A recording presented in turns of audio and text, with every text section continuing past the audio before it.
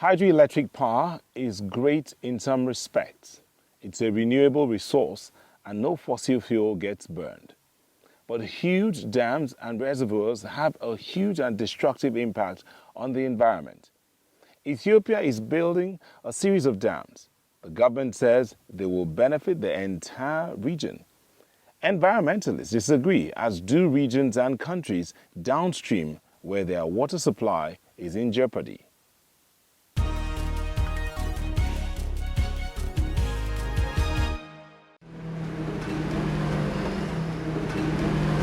The roar of engines and the scraping of shovels fills the night air in Benishangul Gumuz regional state in Ethiopia. We're about 40 kilometers from the Sudan border. The Grand Ethiopian Renaissance Dam is set to become Africa's largest hydroelectric power plant. This enormous city-like complex is located on the Abai River, or Blue Nile. Construction began in 2011. It's already provided more than 10,000 jobs, with work continuing night and day. Renewable energy is key to Ethiopia's future, believes engineer and project manager Semenyu Bekele. We have a huge natural resource potential here in our country. All are renewables, hydro, just as we are like the one we are building here, from solar, geothermal in the Rift Valley. We have a huge potential, and at the same time also we have a huge potential of electric generation source from wind. Although Ethiopia is landlocked, 12 river basins supply water to the country. Hundreds of tributaries flow from the highlands, bringing water to the lower regions. The country already has a number of hydroelectric plants, but the Grand Ethiopian Renaissance Dam is the most ambitious. There are a lot of industries coming to the country currently. Those industries are, most of them are located in industrial zones. Those industries need huge power for their operations. The power plant could then provide electricity to an estimated 6 million households per year. Financing of about $5 billion has come from Ethiopian government bonds and from private donations. But Ethiopia's enthusiasm is not shared by its neighbors. The reservoir can hold up to 74 billion cubic meters of water. Egypt, for example, opposes the project. The people there say the dam will reduce their share of Nile water and have a serious impact on irrigation. It will make everything more expensive. It won't just be that agriculture becomes more costly, but there won't even be any water left with which to irrigate or for people to drink. When I was 5 or 6 years old, I found my father working on the land using Nile water, and his father before him. The land that I am farming right now is from the time of my grandfather, and we've been irrigating it using Nile water since then. The dispute is still ongoing, and Egypt has vowed to do whatever it takes to protect the river that is the country's lifeline. We don't allow any monopoly of Nile resources. We don't want to see affected Egypt because of upper stream countries deplete the resource. The dam is slated for completion in July 2017. The Ethiopian government hopes that the disputes with its neighbors will have been resolved before then. Climate change means deserts are growing, and that causes suffering. People are forced to move because they cannot make a living anymore. Plants die and animals migrate. That's a problem all over Africa.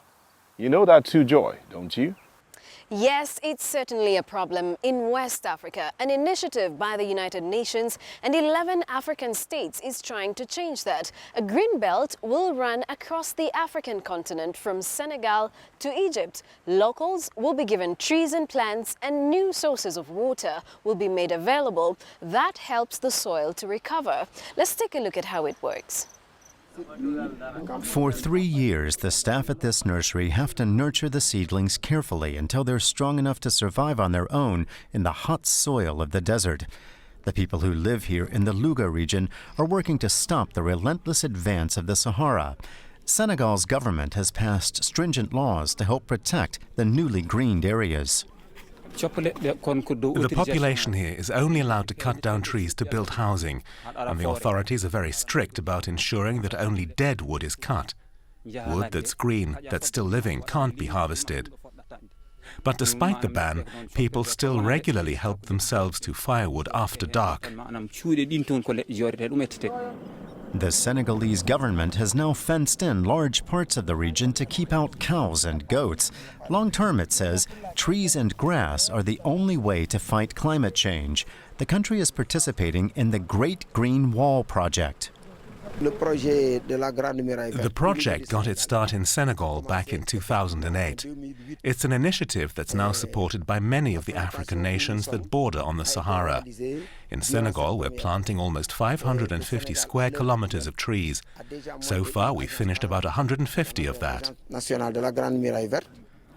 11 countries are now working on the Great Green Wall project, which stretches over 7,700 kilometers in all, from Senegal in the west to Djibouti in the east. There are two really major problems. The first is the expense of the fencing itself. Out here it costs around 3,000 euros to set up 1 kilometer of fence. And the second problem is water. The seedlings and saplings need to get enough of it, but the women also need water for their gardens. In the village of Koili Alpha, the number of jobs at the nursery and in gardening has grown. The women here now plant beans, squash, and potatoes in the desert. The government is helping by drilling wells, some 200 meters deep. This project has brought many benefits. Like our children now spend more time with their fathers.